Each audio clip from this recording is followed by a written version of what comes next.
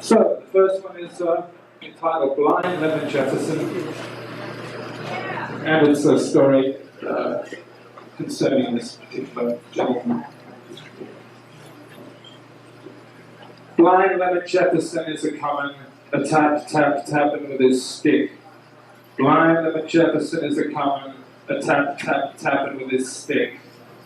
I see that yonder field all gone to seed. We'll see the corner where the kudzu kills the sycamore, and two oily black crows like Madonnas teeter thereupon. It is against that late trunk the weary Negro will pull his dobro round, and with the other hand grope and find a huge naked root rising from the eaten soil, rising from a network of younger, lesser roots, like a swollen vein. And then there upon that root he will perch like a bigger, blacker third bird.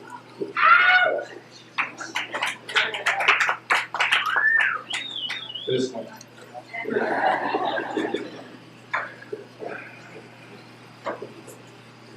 Low and limply strumming forth a gagging melody that strains for a moment and is gone from his tin pot guitar. Airborne like the prodigal son, what colour murder then? A moaning threnody unsung in veils of purple, plum and bruise, and floods of claret, cochineal and puce. One last dark cry from the noose's mouth, and his strangling hand fell from its neck, and took up hiding in the left side pocket of his trousers. And so too, in turn, his black fist that mauled its hollow body ceased also, and to his other pocket fled, and it was there that they hauled up those killing 10, hidden from the noonday sun that bore down upon the knitted fields. Oh.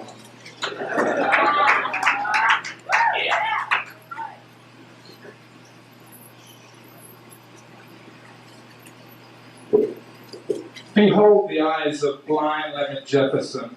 Behold the eye flesh and the curdled inner eye therein. Oh, I say, draw to and look on, and fear not, for he will not return your stare like they do in the slums of the big cities. See, they put nickels in his eyes. See, eclipsed they are by two silver blue lids, nickel size, like the bellies of pearly shells, blue whites, and milk pink film trammel an entire muted spectrum upon its smitten surface. Behold the opal cataracts that robbed him of his sight when he made him go blind. Yeah.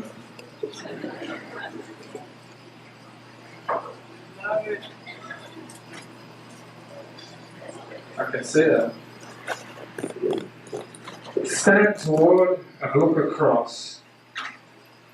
This could well be God's own acre, Lord knows, but it is fucking well not. Let's go bang our broomsticks on the ceiling of the world. Let's goad out our sulking God who has been doggo in his poke since I can remember, since before the little acre went to seed beneath a quilt of quinch and kudzu, cooch and crab and crawling dogweed. O God of truth and troth, tend to your flock, for they have strayed. We are the creatures of grief and faith, and we are bleating at your gates. Give us shade, give us shade, give us shade.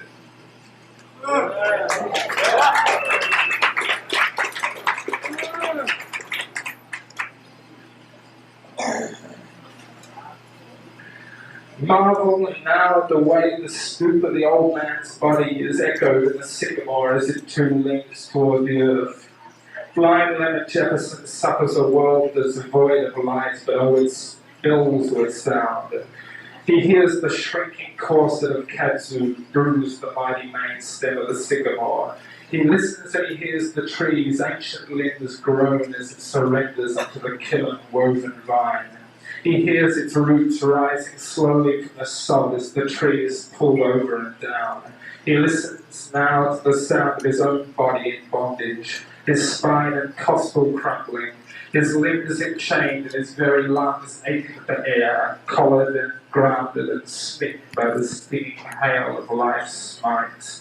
Oh, and now this creature of grief, blind and living in blooded blackness, must relive again and again, in retrospect, all the tribulations of his past, and that of all, by God, is the hardest knock. And it is now beneath the sycamore in the arms of its tortured shadow that blind Leonard Jefferson recalls a time when his boots were black and the fields were yellow, and even in the pitch of night there was a star to see, or a slice of moon, or a wick and a lamp to tender.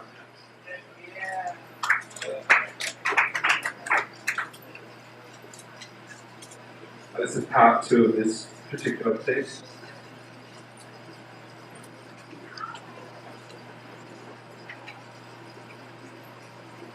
The first part was, in case I didn't express it properly, there's him as an old man reminiscing. No, him as an old man. This is his remembrance of some particular instances, in case you're interested. Here comes the great boss driver, a cracking with his whip. Oh, beware the cruel boss driver, a cracking with his whip. Smith and Wesson cocked in his saddlebag, so black hands start pitching hay real quick. I was just 14 when I left home. The year was 1928. I crossed the river into Clarksdale, worked in the fields from Kent to Kent. Can hardly see when we're called in, can't see a thing when we're sent out. Early one morning I get the news, say, "Hey Captain, I believe my poor mother's dead." Pitching hay early one morning I get the news, say, "Hey boss, I remember my poor mother's dead." Boss says, he says, "Hey nigger, if you don't get back to work pronto, you'll soon be dead too." The devil's got your badge, boss, and white killing hand dives to his saddle purse, and I spin toward it like I am summoned. Oh, there is a sin unto death, I say, and for a sec I think this. I'll be 15 come tomorrow morn, and I hit him with the hay rake and the crop of bone.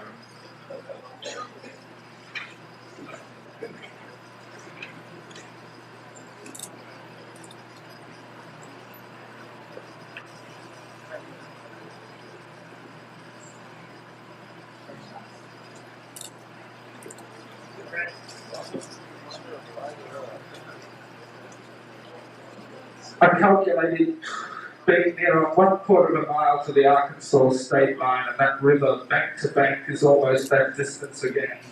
I prized the mighty Smith and Wesson free. I grabbed my old guitar from the under tree, and I let it down the levee in no time flat.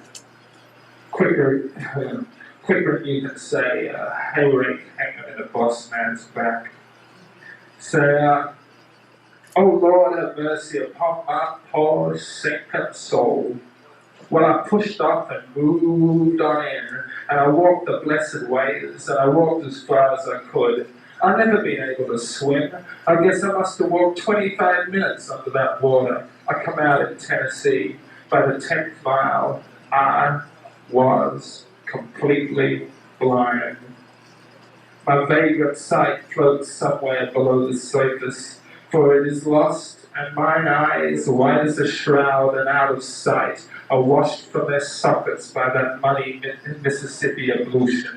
And let us not forget the burden of blood borne away by that rolling river, and with it and away my iniquity gone hateful, my sin amidst skinned, and lo my boss blood nigh balls all up the creek and down, my epilepsy being but my ablution. And again, pray let us not forget that fitted, and pray let us not forget that fitted neatly in my sockets where my eyes once shone, were my brand new cataracts, small and white and round like the body of Christ. O Eucharist, O Sacrament, wafer thin and holy. There is a mullet in the mud on the floor of the Mississippi that is fixed upon something there lurking in the murk. O Lord, 2 river opals shot with blood that roll and wink, and roll and wink, and roll and wink, O Lord.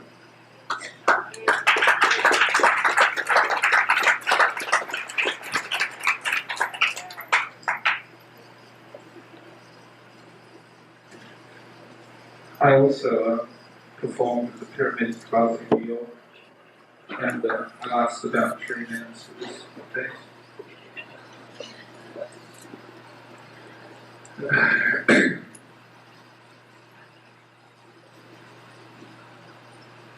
Then I walked down the levee, I guess about 60 miles in all.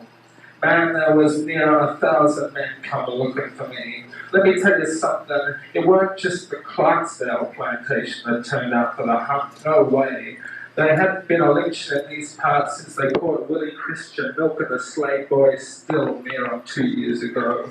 Boss Roby, the Schultz brothers, Vernon Callahan, they all gave over their hounds and their hands. They brought down a black tracker from Fern Valley, and by noontime the hunt was in full swing, up to the levee and way, way along.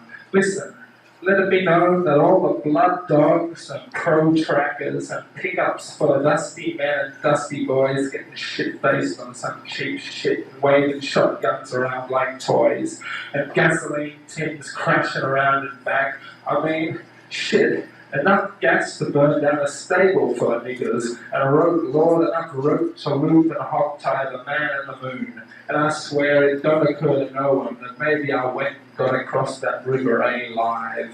Come dusk, there was no question to say which levee my little fucking black body would come wash up on. It mattered not, needless to say. The bloodhounds howled, denied, and the black tracks cursed, defeated, and the mob turned their bloodshot eyes back to the fields, cheated.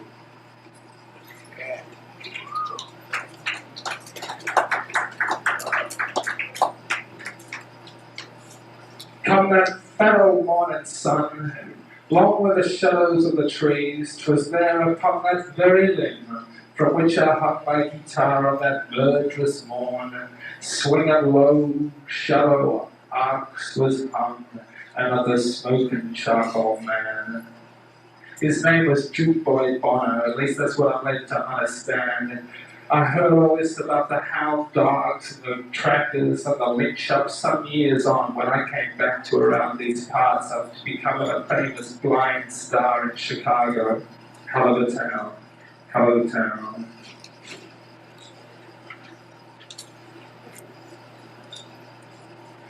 Oh, the hunter's road is dark and lonely, but he don't drive no Cadillac. Oh, the hunter's road is dark and holy, but he don't drive no Cadillac. If that sky serves as his eye, then the moon's a cataract.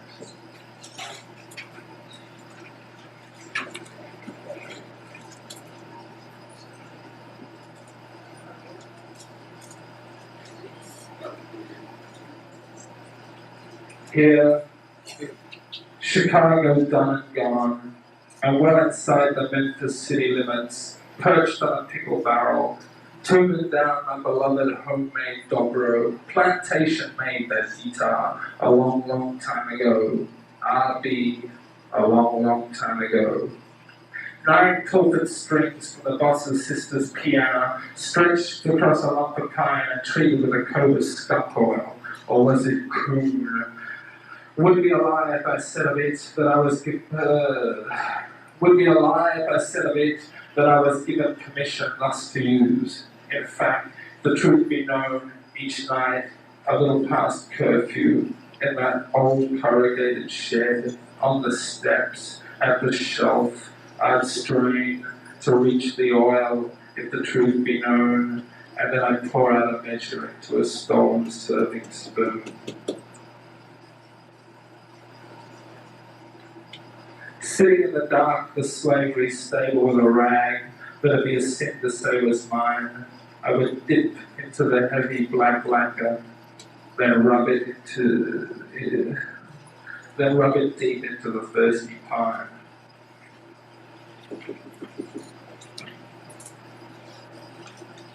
If you're going to tap it, might as well do it in rhythm.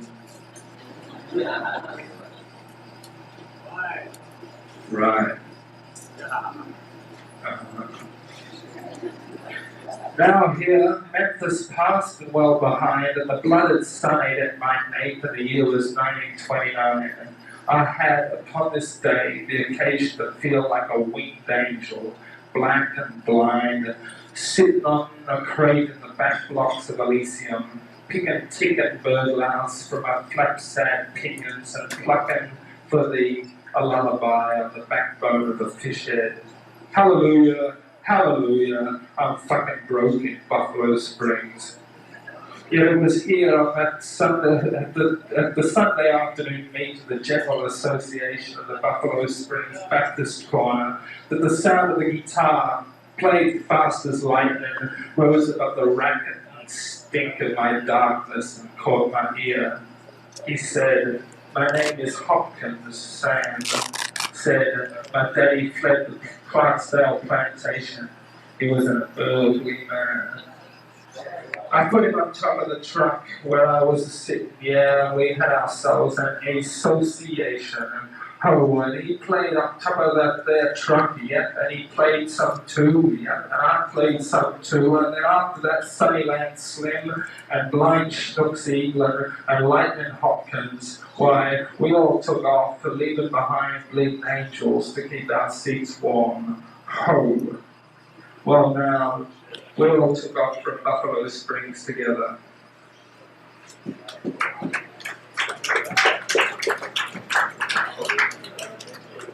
Schnooks Eagler went blind in a brain tumor. His was not a religious experience, this was the taking of mine eyes.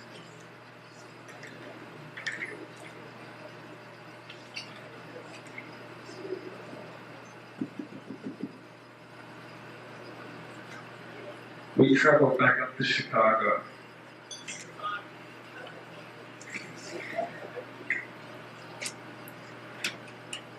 So that's that one.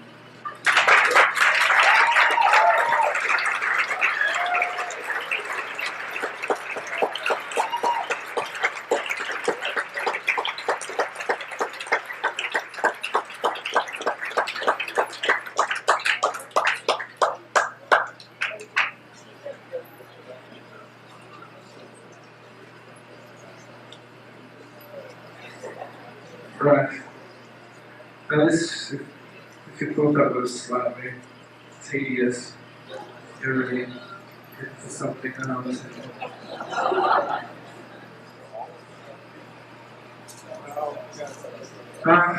This is from a novel and still treatment that I've been writing here in LA. Which is tentatively called King Euclid. So, I should tell you just basically the story, I guess. And I'll read 3 if I last that long excerpts from that. So, it's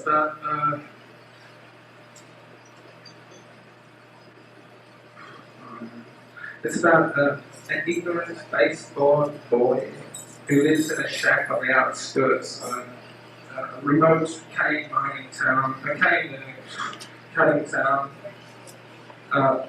and he's rejected by this town, who consider him to be crazy, I guess.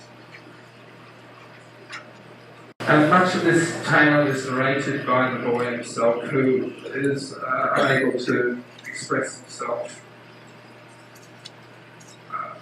in speech, but is very eloquent in thought. So, it's a story of his developing obsession with a girl child who is abandoned in the town square and adopted by its people, who see her as a gift from heaven, a miracle. For her arrival coincides with the end of a 3-year reign that has ruined the cane and crippled the town. So this first piece is the scene before Euclid, which is his name, decides to go out and, or decides that little girl would just have to go.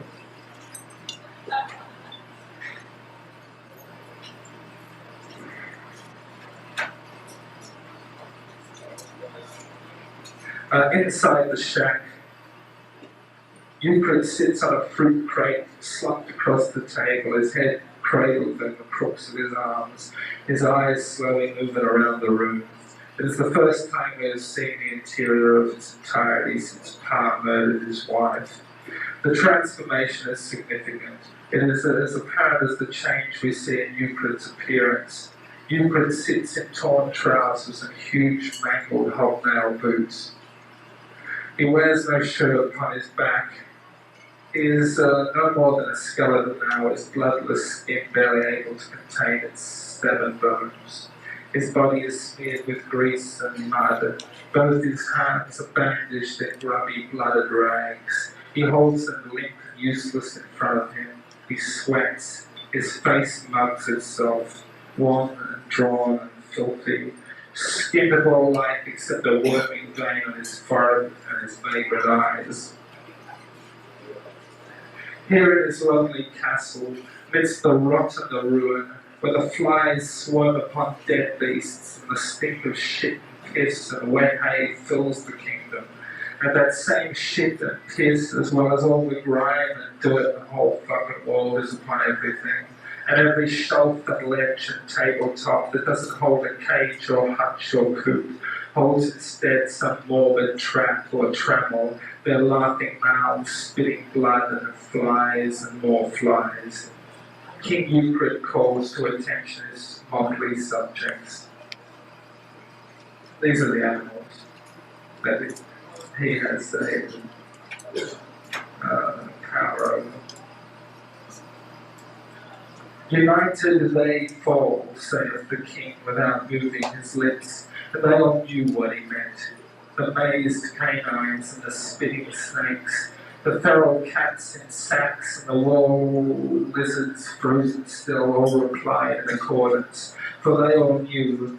Yes, the whole underbelly of the valley, all the field mice and the house rats and the gophers and the hamsters and the blind moles, skunks, coons and coots, the rooters and the rooted, the hunters and the hunted, those kept within and those kept without, bagged or in boxes, all knew. The great grey cane toads as big as fists and the barking spiders in jars, and the screaming, spitting blowflies kept in matchboxes, the ones shitting shit and eggs by the billions, the maggot nativity, the borers and the burrowers, bugs and beetles, the crabs and gnats and nits and newts and ticks, all heard and understood and knew.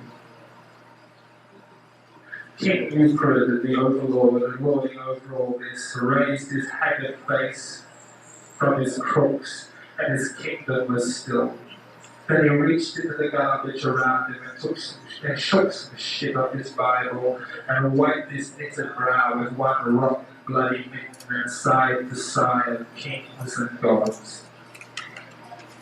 Then with his mouth he thusly spoke, and so too reading with his eyes.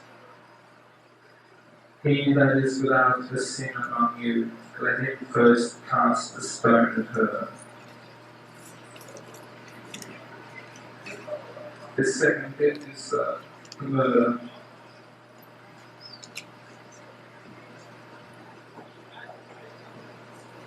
To thee do we cry, poor banished children of Eve.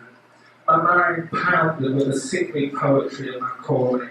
The heavy black skirts of the night engulfed me, but beneath them hung roaring red underskirts, blazed in a haze of heat, for it was the eve of the seasonal burnout. The fire swept the cane fields, cleaning out the dense garbage undergrowth and the animals that lurked within. The entire town, man and woman both, fanned the bright flames with wet Hessian sacks, and the children too, all hand in hand, snaking through the scorched cane and shepherding its course, firebreak to firebreak, in long going sweeps. The children skirtled the perimeter in a human chain. I searched the doltish faces, all agog and firelit, animated only by the flaming orange shadows reflected thereupon. And Lord, it was a simple task to see, even for an injured boy like me, but her pale porcelain face with its chilly feline slant was no place for that hobnail. It was that there was no place in that hobnail knock-kneed centipede that careered in and around, laughing in the glow. Heaven's blessed gesture, the girl child, scorned that dumb bumpkin pumpkin holly head. I learned that she was in town, alone, which, for reasons hereto disclosed, suited yours truly just fine. With my sickle pushed through my special leather utility belt, like some high sea pirate, and wearing the dusty old naval jacket with gold braid epaulets and 8 of the 12 gold crested buttons and bronze and brass metal spectrum bars, stripes and stars, and some holes from silver bullets caught, I suspect, and some solid silverfish eaten in, and the winks and moths also eaten holes, eaten in and eaten out, in holes and out holes, and so too the mould, I'm told. It had a Napoleonic collar crumpled with break-stained pirate cuffs, skull and Bonaparte, no less. I licked right down the main strip like Blackbeard, who was silent for liberation. I heard singing just like Ulysses did. It came from the town square like oriental chimes touched by a breeze. It was accompanied by the painful, squeaking rhythm of a swing. Oh, she sung low, she swung alone. There's firelight in the valley, I got a blue bottle in a jar. There's firelight in the valley, I got a blue bottle in a jar. Each time I take a peek, Lord knows, the glow has died a little more. I reached the square and removed my foozled boots and hid them side by side under the hedge.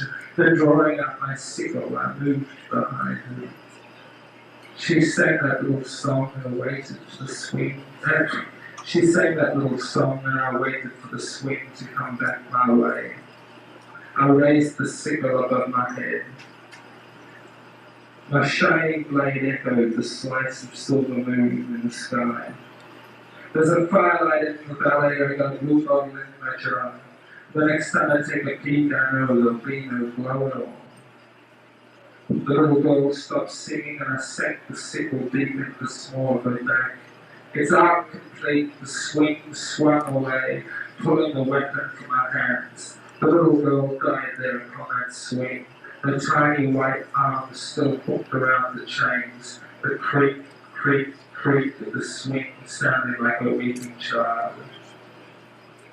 Ants swarmed my boots through front and side and top, teeming under and up, for it seemed I placed my boots on a squashed eaten body of a dead lark. Shaking then and thawing them, those boots I left in silence, the dust puffing up beneath that bummed and laughing pair. Going back along the main outroad, my mind played truant to the situation at hand, and roaming instead some darker runs, I took up a little song that seemed locked in my head. Oh, there's a firefly in the jelly, I got a blue bottle in my ear. And so it goes, I carried on.